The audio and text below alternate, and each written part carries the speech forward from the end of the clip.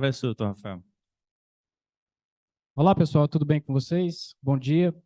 Bom dia a todos que estão presentes aqui no nosso evento presencial e também a todos vocês que estão acompanhando essa primeira jornada de atualização médica da Atualmed no formato online. Agradeço bastante o convite, as palavras carinhosas e generosas do Dr. Joselânio. Agradeço bastante o convite de poder participar desse evento falando a respeito de doença renal crônica, as armadilhas em que o médico não pode cair. Para essa apresentação, eu não tenho nenhum conflito de interesse e gostaria de iniciar conversando com vocês sobre algumas armadilhas de vida real. Vocês podem, por exemplo, quando estiverem, você pode estar no seu supermercado, fazendo as suas compras, e você pode, por exemplo, se deparar com um determinado sachê, com um sachê que pode tentar fazer você acreditar que ali naquele sachê tem um suco de laranja, que tem saúde, que tem algo muito bom. Isso é uma armadilha muito fácil de reconhecer, na verdade. É uma armadilha extremamente fácil de reconhecer, de descobrir na vida real. Mas quando você busca melhorar essa situação, você busca melhorar a sua saúde, você pode, por exemplo, trocar esse sachê por na verdade, um suco de laranja feito a partir da própria fruta. E aí você certamente vai ganhar mais saúde, tá?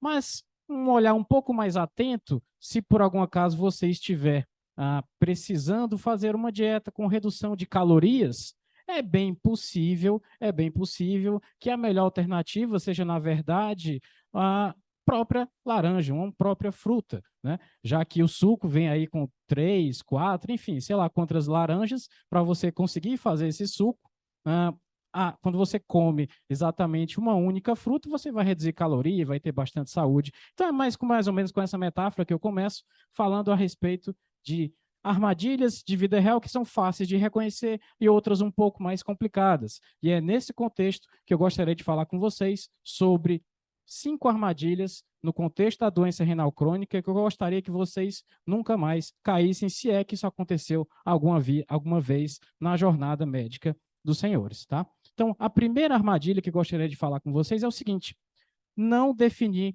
DRC adequadamente. Nós precisamos definir a DRC adequadamente. Se vocês pegarem, por exemplo, livros mais antigos, vocês vão ver que há uma definição um pouco abrangente, pouco específica de doença renal crônica, como se fosse uma situação em que o rim não tem uma capacidade de manter a homeostase adequada, que não tem condição de fazer um equilíbrio hidroeletrolítico adequado. Isso é pouco palpável, isso é pouco prático. Na verdade, o CADIGO ajudou muito a gente nesse sentido, no sentido de normatizar os critérios de DRC e divulgar mundo afora para que todo mundo fale a mesma língua. Nós temos que reconhecer a doença renal crônica de forma correta, tá? Então, a DRC ela é definida quando nós temos uma alteração de função ou na estrutura do rim.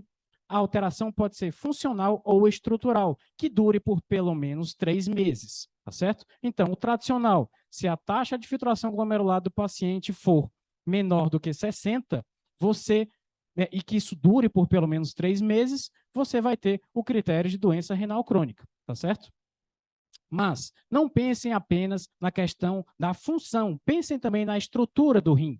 Pensem também na estrutura. Por exemplo, um paciente que é transplantado renal. Um paciente transplantado renal, ele tem o critério de DRC preenchido, mesmo que ele tenha uma creatina de 0,7 e você calcule a taxa de filtração glomerular estimada e dê acima de 60, mesmo assim, ele é um doente renal crônico, já que ele se utiliza daquele enxerto, daquele transplante renal, de forma crônica, para manter seu funcionamento, sua vida habitual, tá certo? Outros critérios também fazem com que o paciente receba o diagnóstico de doença renal crônica, como, por exemplo, a ocorrência de albuminúria. Vocês podem ver aí no início da tela.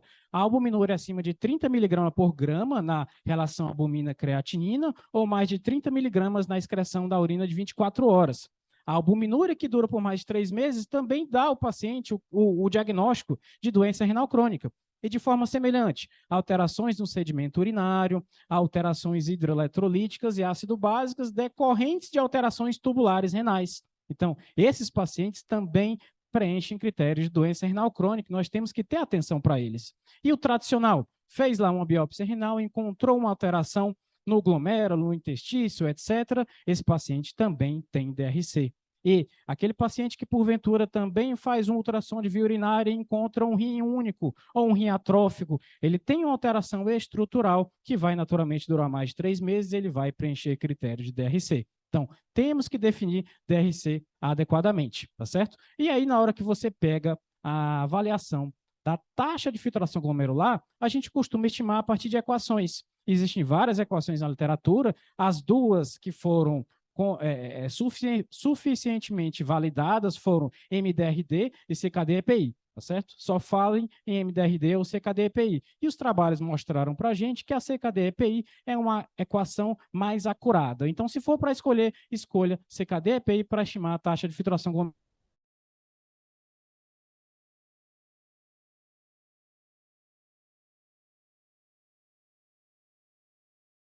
Que retirou a raça, retirou o critério raça da avaliação da taxa de filtração glomerular. Observem bem. Você vai utilizar creatinina ou cistatina C para estimar a taxa de filtração glomerular do paciente e sem considerar raça. Então, eu peço que as senhoras e os senhores verifiquem nos seus celulares, seus aplicativos, se vocês têm um aplicativo atualizado que tenha a fórmula de CKD-EPI 2021, tá certo?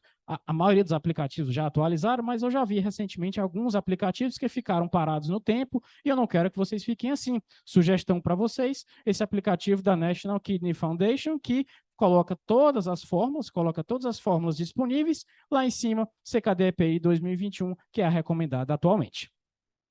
Segunda armadilha é não classificar a DRC do paciente.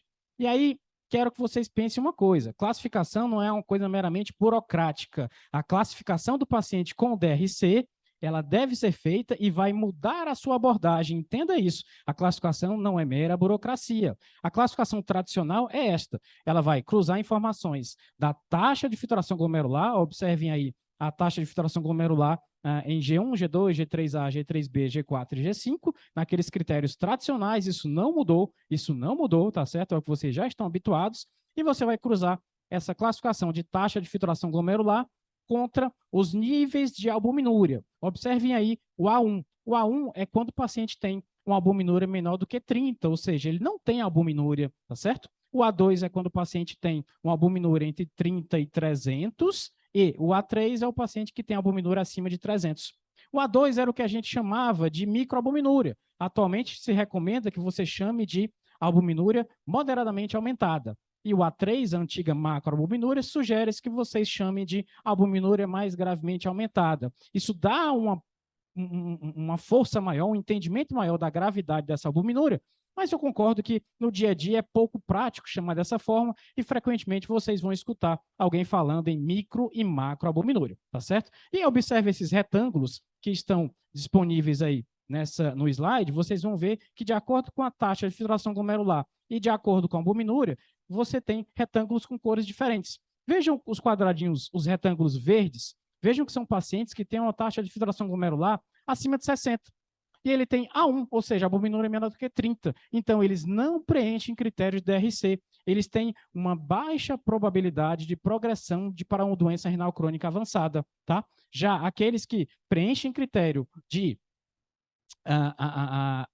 nos retângulos amarelos, vocês observem que são pacientes que têm um risco de progressão da doença renal crônica considerado moderado. Laranja, risco alto, e vermelho, risco muito alto. Então, cruzando essas duas informações, você entende qual é o risco de progressão da doença renal crônica do paciente, tá certo? Então, olhem para isso e entendam. Vocês precisam classificar adequadamente para entender qual é o risco de progressão e ser mais ou menos invasivo, vamos falar assim, mais ou menos fortes no tratamento e no alcance das metas desse paciente, tá certo?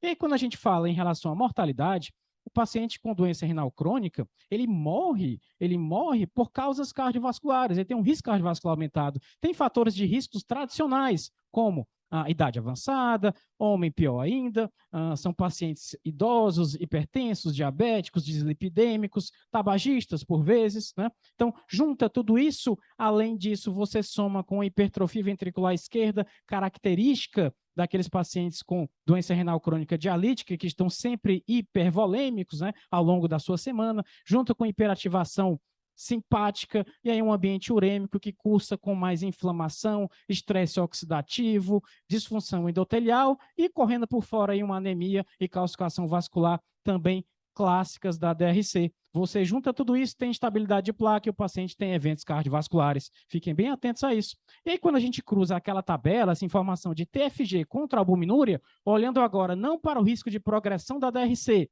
mas para a ocorrência de eventos cardiovasculares, observem que as cores são muito parecidas. Então, quando você classifica o seu paciente qual o estágio e o grau da doença renal crônica, você indiretamente também está olhando para o risco cardiovascular. Então, veja como isso é importante. Você classifica o paciente, identifica qual o risco de progressão e qual é o risco cardiovascular dele, tá certo? Terceira armadilha que eu gostaria de falar é desvalorizar as metas do tratamento antihipertensivo. DRC e hipertensão andam sempre juntas, ou pelo menos quase sempre. Se o paciente é hipertenso, se o paciente tem doença renal crônica, geralmente ele é hipertenso. Se não é, vai acabar ficando em algum momento. Então, uma coisa errada do dia a dia é o seguinte: esse paciente tem DRC aí 3B, por exemplo, estágio 3B, e tem uma pressão arterial de 140/90. Tá legal, tá tranquilo, vamos deixar dessa forma. Não tá, não. Na verdade, a gente tem que ter atenção. Nós temos que valorizar as metas desse tratamento. Quando você pega um paciente hipertenso, de forma geral, observem bem, um hipertenso, de forma geral, a gente vai buscar sempre lesões de órgão-alvo, certo? Isso aí é do dia a dia de todos nós. E as lesões de órgão-alvo pode ser o clássico, né? Sistema nervoso central, olhos, coração e rim. E dentro do rim, os marcadores de lesão de órgão-alvo são exatamente proteinúria, não necessariamente apenas proteinúria mais altas, mas também albuminúria, ou seja, uma proteinúria bem mais baixa, e a doença renal crônica. Então, veja, se o paciente tem hipertensão e DRC, essa hipertensão já vem com lesão de órgão-alvo. Então, o paciente já tem um risco cardiovascular aumentado. Então, falou DRC e hipertensão, falou em risco cardiovascular aumentado. Temos que ter atenção para tratar a hipertensão desse paciente adequadamente para diminuir a ocorrência de eventos cardiovasculares, tá certo? Em relação ao tratamento medicamentoso, veja bem, atualmente, para praticamente todos os pacientes hipertensos, para a maioria deles, nós devemos iniciar a associação de duas drogas. Antes, podia-se fazer uma droga, e daí, se não controla, você associa uma outra classe, tá? Mas atualmente nós falamos classicamente em associação de duas classes já desde o início do tratamento. Para quê? Utilizar mecanismos diferentes, doses menores, aumentar a eficácia terapêutica com sinergismo de mecanismo e evitar reduzir efeitos colaterais. Idealmente, esse tratamento deveria ser com combinação de comprimidos, né? Na verdade, comprimidos, drogas combinadas no mesmo comprimido para facilitar a posologia. Lembrem vocês, algum dos senhores, das senhoras que não tomam nenhuma medicação de uso contínuo e tem, por exemplo, infecção.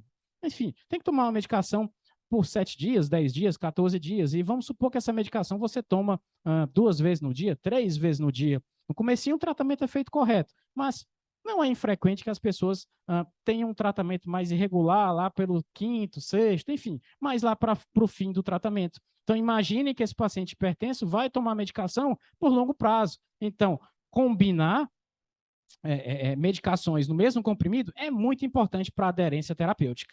E aí a questão de duas classes é tão característico, você começar já duas classes já de primeira linha, é tão característico que fica até mais fácil decorar quais são os pacientes que podem ser colocados em monoterapia para o tratamento da hipertensão. São aqueles pacientes com hipertensão estágio 1 e risco cardiovascular baixo, ou aqueles que são pré-hipertensos, não são hipertensos ainda, mas que têm um risco cardiovascular alto, e pacientes idosos frágeis, em que, por exemplo, a ocorrência de hipotensão pode vir acompanhada de queda, fratura de fêmur e uma série de eventos desfavoráveis, tá? Então, a gente lembra que paciente com DRC, ele tem o quê? Risco cardiovascular alto. Então, ele não pode, de forma alguma, o tratamento medicamentoso dele, salvo idosos frágeis, utilizar apenas uma droga. Vamos utilizar já de cara duas drogas, tá certo?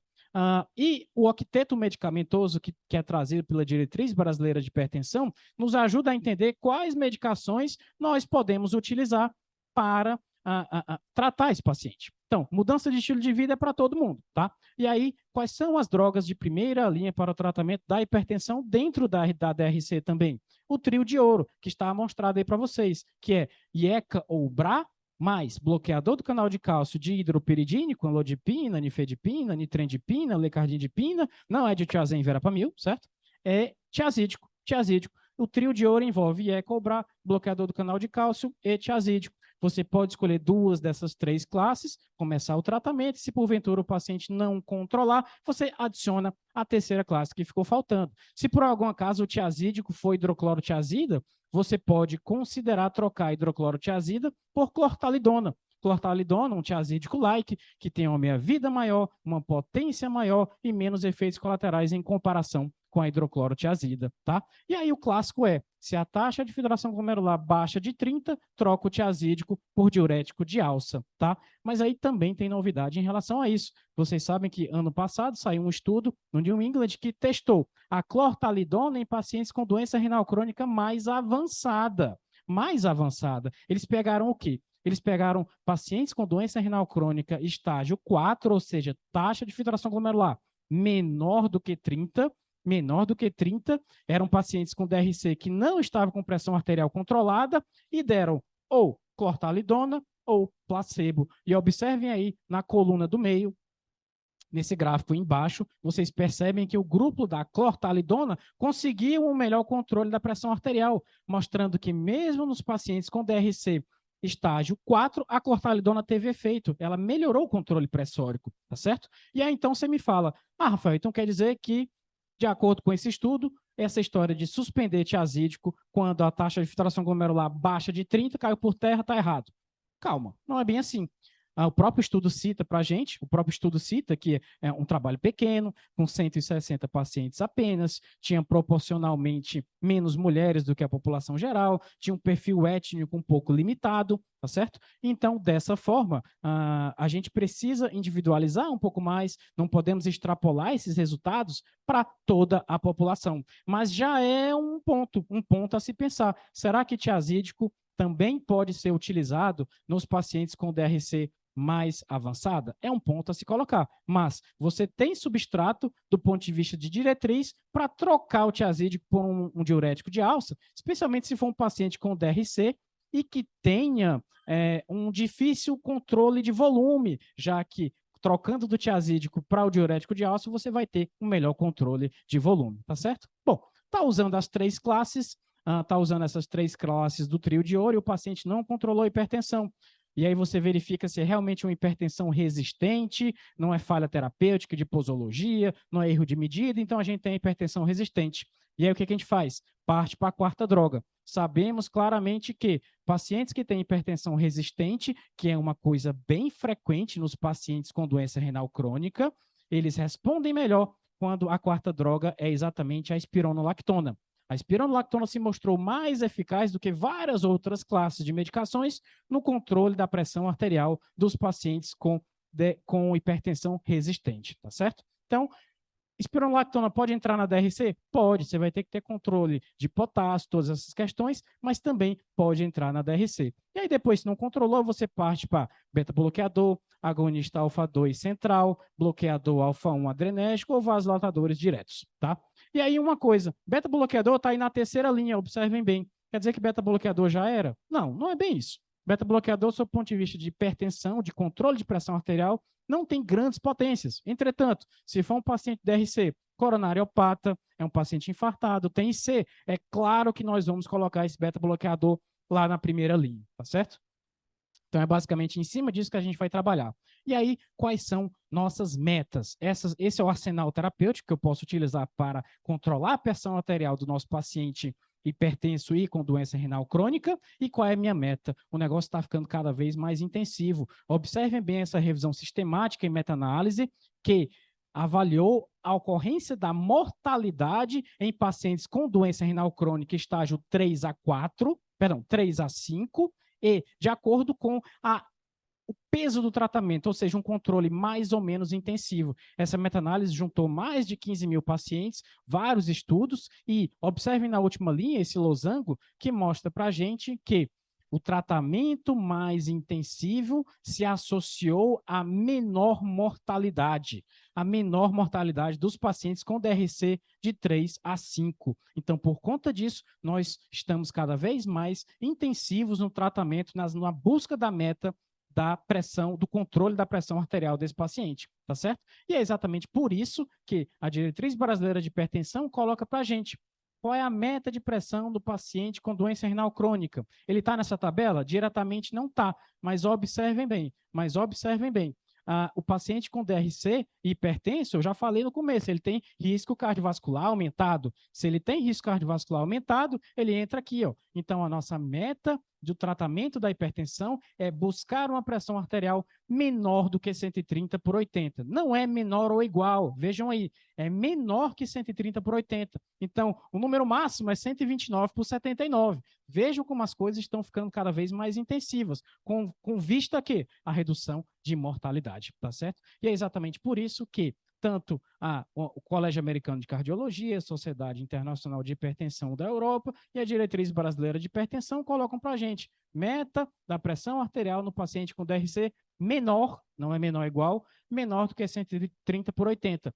utilizando preferencialmente quais medicações? O trio de ouro, IECA ou BRA, bloqueador do canal de cálcio de hidropiridínico e diurético de preferência tiazídico, tá? E aí, por conta do estudo SPRINT, que foi publicado lá em 2015 e saiu o relatório final agora em 2021, sugiro a leitura, tá? Por conta disso, muito influenciado por esse estudo, o que aconteceu? O KDIGO traz para a gente uma mudança em cima disso. Com grau de evidência ainda 2B, o KDIGO nos sugere considerar baixar a pressão arterial dos pacientes com DRC, a pressão sistólica, para menos de 120, quando tolerado e de acordo com a pressão arterial de consultório, levando essa pressão arterial como medida de referência. Então, por conta desse estudo, o KDIGO já fala para a gente, considere baixar para menos de 120 de pressão sistólica. Então, veja até que ponto a gente está chegando. Tem que ter bastante cuidado. É grau de evidência 2B, tá certo? E nesse grupo de DRC tem muita gente. Vai ter o paciente com DRC estágio 3, que está em casa, tranquilo, e você consegue baixar essa pressão sem ter maiores problemas. E também vai ter aquele paciente DRC avançado, grau 5D, dialítico, que tem sua fístula arteriovenosa. E ele, se porventura tiver com a pressão muito bem controlada, a sistólica menor do que 120, vai lá dialisar, tem, por exemplo, uma hipotensão na clínica de diálise, ou quem sabe em casa, e pode acontecer dele ter exatamente a perda do acesso à trombose da fístula, que é um evento muito perigoso. Então, tenham calma, vamos individualizar caso a caso, tá? Vamos buscar aquele paciente que merece utilizar um controle da pressão arterial de forma mais forte, mais pesada. Então, vamos debater isso um pouco mais, isso é um debate que vai acontecer ainda na literatura e vai ser bem interessante acompanhar, tá certo? Quarta armadilha é o seguinte, pensar que anemia e DRC é igual a eritropoetina. Pode até ser necessário, frequentemente é necessário, mas não é só isso, não é igual a eritropoetina. Veja bem, o papel do rim na questão da síntese de células vermelhas, a gente sabe muito bem, não tem dúvida quanto a isso. O rim produz eritropoetina e essa eritropoetina vai lá no osso, na medula, promover a síntese de células vermelhas. À medida que a doença renal crônica progride, a eritropoetina diminui. Portanto, a ocorrência de anemia ela fica mais frequente. Também é um ambiente urêmico, toxinas urêmicas vão atuar nesse osso, impedindo a ação adequada da eritropoetina nessa medula, de forma que a síntese de células vermelhas pode ser diminuída. Então, isso é tão clássico, tão característico, que nós temos recomendações claras quanto à frequência de dosagem do hemograma, da solicitação de hemograma nos pacientes com DRC. Quanto pior o estágio da DRC, maior a frequência de dosagem dessa hemoglobina. Então, veja, por exemplo, um paciente sem anemia DRC estágio 3, você deve fazer um hemograma pelo menos uma vez por ano. Já aquele paciente com DRC, última linha, DRC 5D, ou seja, estágio 5 dialítico, que tem anemia, mas ainda não está usando eritropoetina, eu tenho que dosar o hemograma, eu tenho que pedir o hemograma todo mês, dada a grande frequência da ocorrência de anemia por conta da falta da eritropoetina. Mas veja, não é só isso. Nós precisamos raciocinar dentro do habitual. A gente precisa, no paciente com anemia, pedir estudo do ferro, saturação transferrina, ferritina, ferro sérico, pedir outros exames de ordem carencial, como B12, ácido fólico, avaliar reticulócito e outras coisas de vida real. Então, assim, a vida real, ela é um pouco confusa às vezes. Ela é um pouco confusa. Então, no paciente com DRC e anemia, a gente tem que buscar as causas de qualquer outro paciente. Tem que pensar da forma habitual, tá certo? É claro que, mantendo ainda essa metáfora do trânsito, carros e bicicletas devem coexistir de maneira harmônica, ou pelo menos deveriam. Aqui eu digo para vocês, tratamento da anemia do paciente com DRC, você utiliza uma via que vai utilizar ferro e eritropoetina e uma outra via pensando em outras coisas. Não coloque um na frente do outro, não valorize fortemente um ou outro. As coisas podem andar em conjunto. Você pode dar ferro, eritropoetina, etc., ao mesmo tempo que investiga outras possíveis causas, tá certo? Então, não esqueçam da vida real. O paciente pode ter uma neoplasia, o paciente pode ter uma hemólise no contexto de uma doença autoimune, seja lá um paciente lúpica com DRC, pode estar hemolizando, e essa é a causa da anemia, e não é questão de falta de eritropoetina. Então, pensem na vida real, tá certo? E aí, em relação ao uso do ferro, como fazemos isso?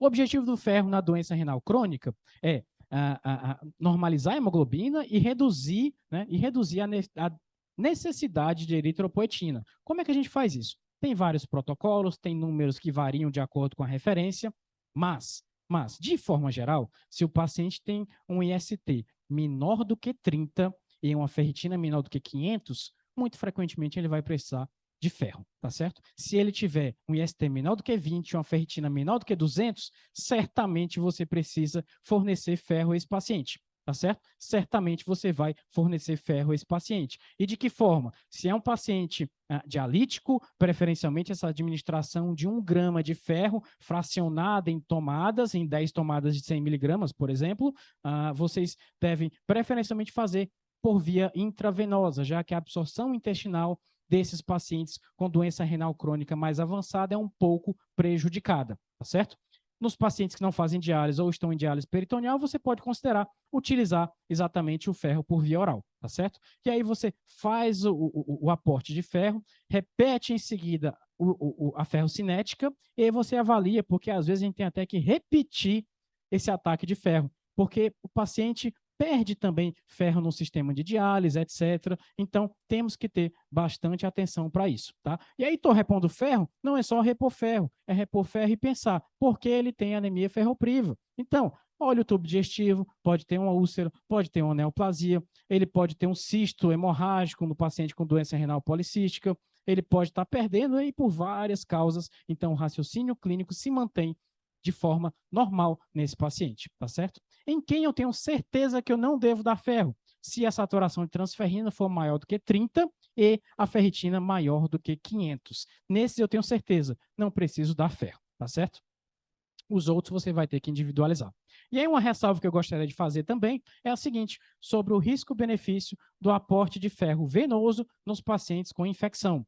Existem trabalhos mais novos, uma discussão na literatura sobre isso, falando sobre uma certa segurança da administração de ferro em pacientes infectados, mas, de forma geral, o bom senso diz o seguinte, se o paciente está com uma infecção grave, tipo endocardite, espondilodicite, sepse, é de bom senso, é de bom tom que a gente pare a reposição de ferro venoso e reinicie no momento adequado, tá certo? Via de regra, o bom senso fala isso, mas existem situações que precisamos individualizar, sobretudo infecções menos graves, tá certo? Bom, e aí a gente passa agora para a questão do aporte da eritropoetina. Como é que a gente dá eritropoetina?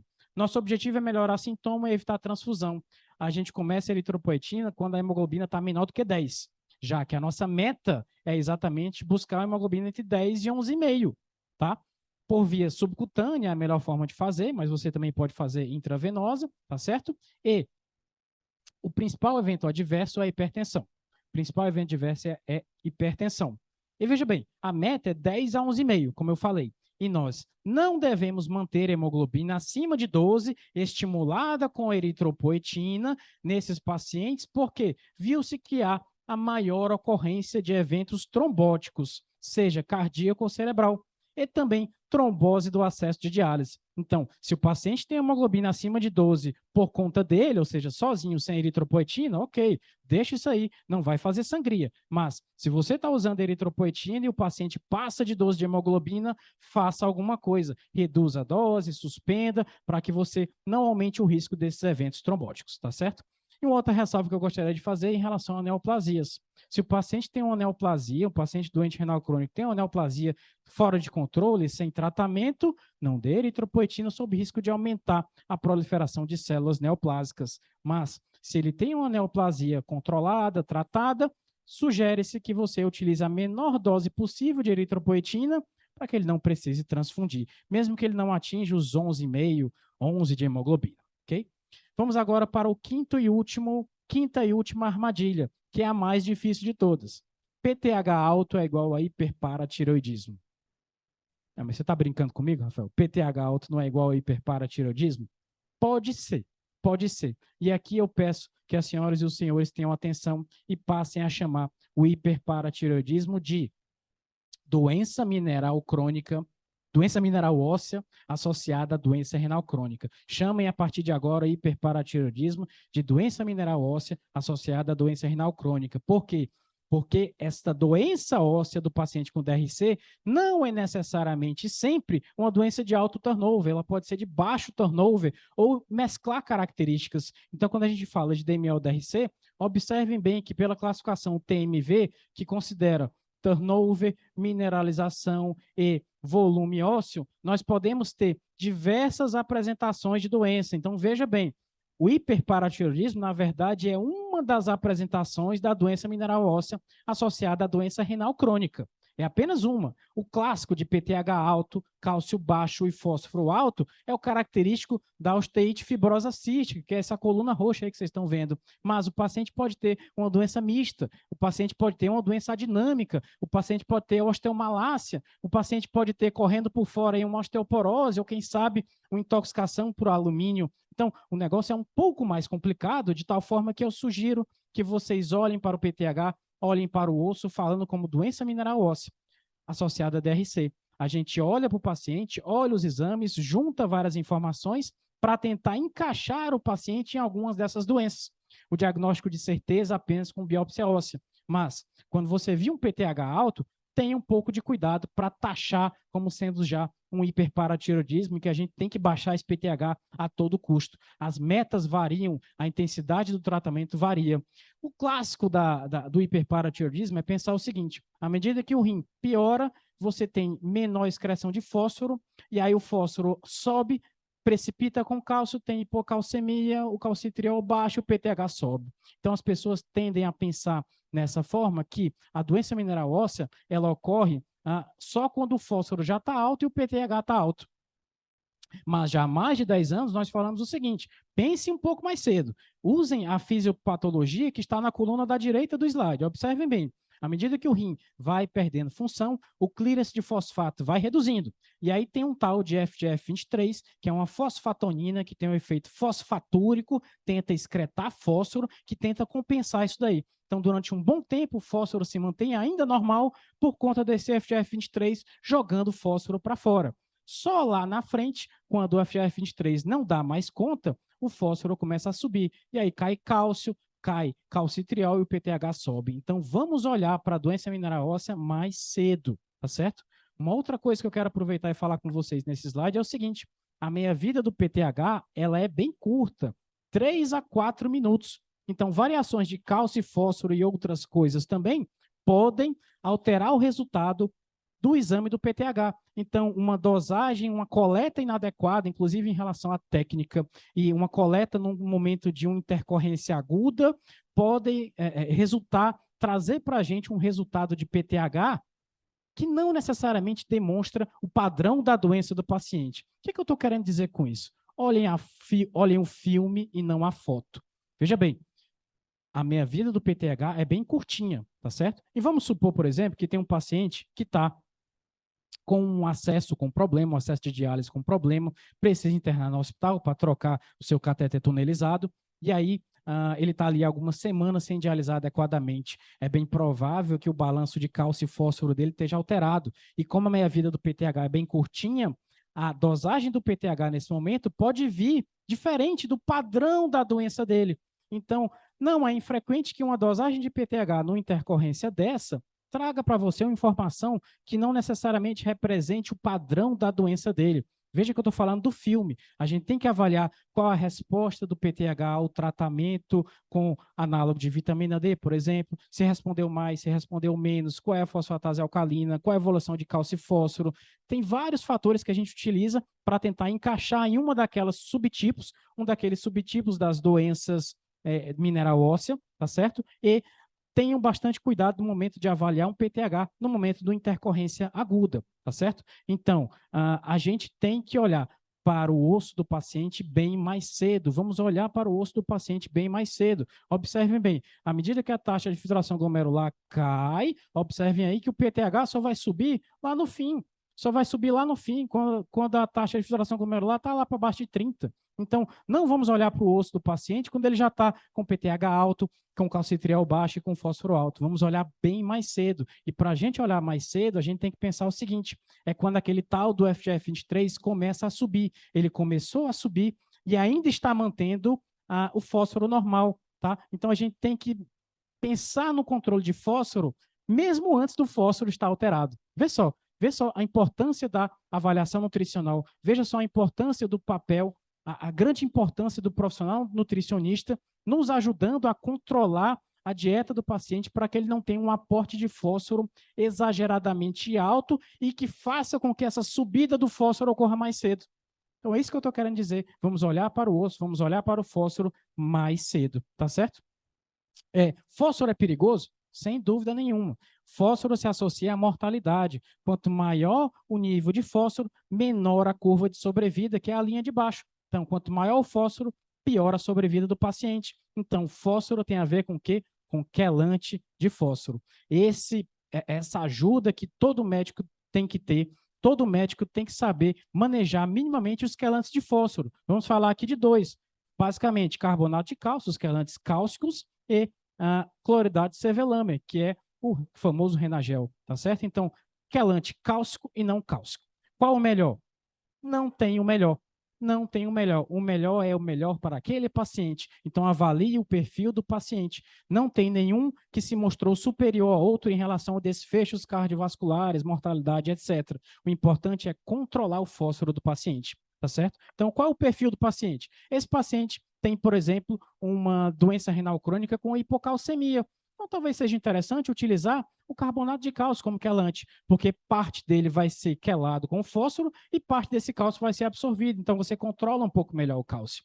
Já no outro polo, um paciente que tem uma doença renal crônica associada a eventos cardiovasculares, ele é infartado, ele tem score de cálcio alto, não dê mais cálcio para ele já é muito calcificado. Então, utilize, por exemplo, o Cevelâmer. Então, individualiza de acordo com o tipo do paciente, tá? Avalie bem a tolerância. Tem paciente que só tolera Renagel, tem paciente que só tolera carbonato de cálcio, tem questões gastrointestinais que nós temos que valorizar. Tem paciente que só se dá com um, tem paciente que só se dá com outro. Valorize a queixa, o sintoma do paciente, tá? Uma dica que eu gosto de dar também é menos é mais. Às vezes menos pode ser mais. Vocês podem ver, às vezes, um paciente com doença renal crônica que tem uma prescrição de Cervelamé de, por exemplo, 3 no café, 3 no almoço e 3 no jantar, tá? E aí, acontece que no longo prazo, lembra que ele toma esse remédio por bastante tempo, o paciente para de tomar. E aí, às vezes, você checa a adesão ao tratamento, que não está tão legal assim, você checa isso e percebe que, na verdade, esses 3 ele não está tomando nada. Ele não está tomando nenhum, porque ele tem muito sintoma gastrointestinal, e aí ele não te fala, porque ele tem vergonha, ou ele tem medo, ou você não abriu espaço para ele te falar isso. E aí, então, às vezes, quando você baixa de 3 para 1 comprimido, ele fala, poxa, 3 eu não aguentava tomar, mas será que 1 eu tomo? E aí você conversa com o paciente direito e, às vezes, reduzindo a posologia do quelante, o fósforo se controla de forma melhor, tá? Então, é ver caso a caso, às vezes, descer alguns degraus pode ser importante, tá? Em relação à tomada dos quelantes, é sempre o seguinte, oriente seu paciente. Ele tem que tomar o quelante junto com a refeição. Não é nem antes, nem depois. O objetivo é quelar o fósforo daquela refeição. Então, você vai orientar o paciente que ele tome o quelante junto com a refeição. Não é nem antes, nem depois, tá certo?